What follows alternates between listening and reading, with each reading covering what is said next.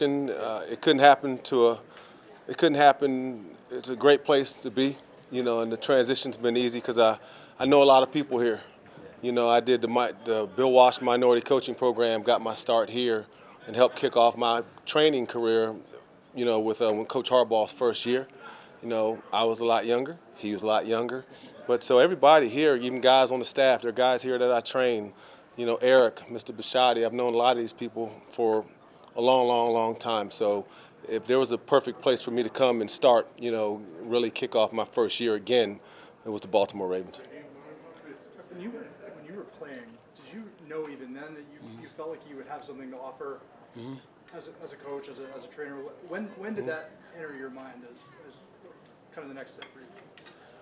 Well, I always knew in the early 90s that I wanted to train pass rushers because there was no one really doing it.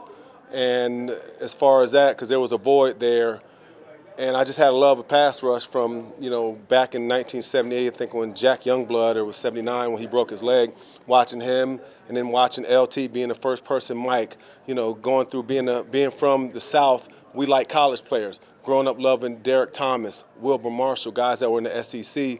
So pass rush was always around, and so getting the blessings of playing with Reggie White, learning from Reggie White, learning from Derek Thomas, playing with great coaches, watching great, different defenses, always had a passion for pass rush. And it wasn't really normal kind of back then. People kind of looked like, man, that's kind of weird because it was a run-first offense. So then when I got to the NFL, I was watching inside the NFL. I was at Carolina. I was coming to the end of my career. Me and my wife were sitting on the couch in South Park. Everybody knows Charlotte. I was sitting in Charlotte on injured reserve, and we were watching inside the NFL. And Greg Gumbel was like, well, there's a new trend going on of, there's an NFL players that are working with the trainer, and it's changing the game. And there was this guy, Steve Clarkston, and from California. He's the first guy to really do it with NFL players for money. And so I was sitting there, and I had already been doing that in the 90s. My wife was like, dang, babe, you've been doing that too. I had already been doing it. So, because, a lot of people, they didn't believe in that you could train, because everything was about lifting. There was not skilled trainers. So right then, 2001, I went on injured reserve. I went back to Atlanta, and I started training pass rushers. And that's kind of how it happened. And but when you're like the second person, it's hard to visualize. Back in those days, I wasn't welcome because it was a different culture. With coaches, there weren't guys like me. There wasn't even iPhones, so that's so you could get no clients. You had to put out flyers. I was passing out flyers, so that's a whole nother story. So that's kind of how my life was as far as with the pass rush.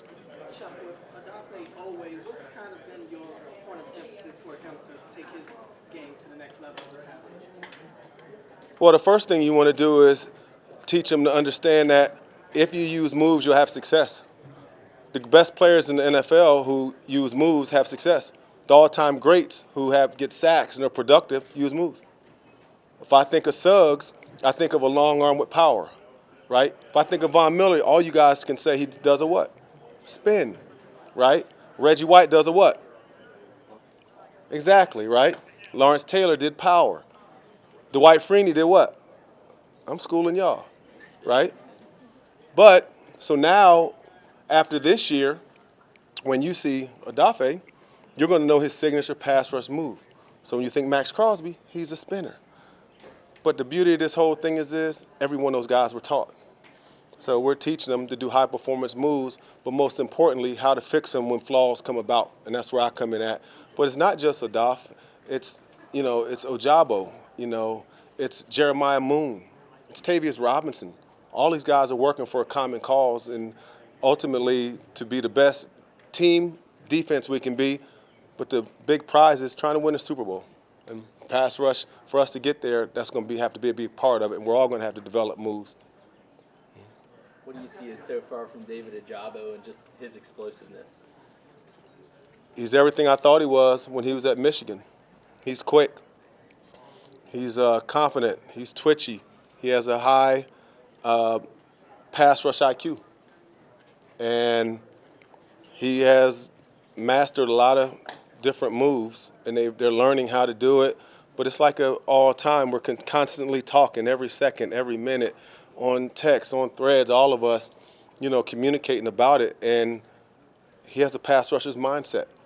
He's got that dog mindset, and he's going to have a lot of success. I actually think, he's a lot better than I'm sure people have an idea of what they think now. Like, oh man, he's come back from Achilles. Dude is ready. He's going to have an impact. Those dudes are getting ready. They're working really hard, and that's the best thing I can say about them at this stage right now. How much do you see he and Owe really feeding off each other from their high school days? Like, is that a real thing that can translate to success on the field? It is a real thing. Those guys are locked together, and here's the best thing about those guys now: they're helping each other. When they're lined up out there, they're communicating. Ojabo might need this, or he might ask Doff this. They come off because they talk the same language. So from the standpoint of football language, so they're talking the same language, and they're helping each other. They're constantly talking. And now one of the things that we've been working on is being in real time, helping the other guy, staying up front. You're not a young guy anymore. You know what I'm saying? So stepping up. And part of that just comes with being in the moment. And so they're always talking. I'm telling you, when you guys here watching, you can see them talking, pointing fingers, because they've spent a lot of time together. You know what I'm saying? So they have literally been working with the ones and going the whole time. So what it's helped Ojabo get up to speed, because Doff knows Rush, he knows Sam. But it's been a pretty awesome to watch, and so now that trickles down to the other guys. So no, they're helping each other. It's not just the friend thing. This is the work thing. So I'm talking about not the buddy, we hanging out. I'm talking about all getting ready to try to win the championship to get Doff Ojabo up to speed. Chuck, one of the things that the Ravens talked about when they brought in Adafe was, he has that great speed, but being able to convert speed into power. And I know that's something that you work with a lot of your guys. What does it take to kind of make that leap from having all that speed, but also being able to harness it in a way that's bull rush again? Well, the first thing I told him is size, weight really doesn't dictate the best bull rush. Who's the best bull rushers, right? It has to do with speed off the ball and how you generate power in the angles you take towards the offensive lineman. So last year, he had some good bull rushes. But there are times when you're going against big guys, it's about movement. You want to get them moving, right? So a lot of times when you go straight into a bull rush, he's going to be there waiting. This is the NFL. You're not just going to surprise anyone if you're just going straight at him. So from a bull rush standpoint, we've been working on stutter bull, where when you stutter, it's going to make him do what? He's going to get light on his feet. We're going to work on different angles. There's certain angles that you don't bull rush from 5 yards out, but the mindset is if I get 5 yards out, I'm a bull rush. But if you're 5 yards out, who does it give more time to see you're going to bull rush? You want to be tighter. It's about angles. So we know we're going to add power, but when you got that kind of speed, he's going to have power, and he's going to have success with the bull rush. And that's just part of it. Because the beauty of the thing is, look at the guys that bull rush. Leonard Floyd, who just got signed. If you go back and look at the Super Bowl, that's all they did in the end of the game, the LA Rams against Cincinnati. They were bull rushing. Leonard is I love Leonard to death. He's my guy. Leonard's like 235. So it has nothing to do with size, So in some of the worst bull rushers are guys that are big because they don't understand angles and movement. So no, every guy that we have is going to be able to bull rush, and people will recognize that we can bull rush, because that's part of being a skilled pass rusher, and that is a move. We can do one more for Coach. Coach, you mentioned the Leonard Floyd signing.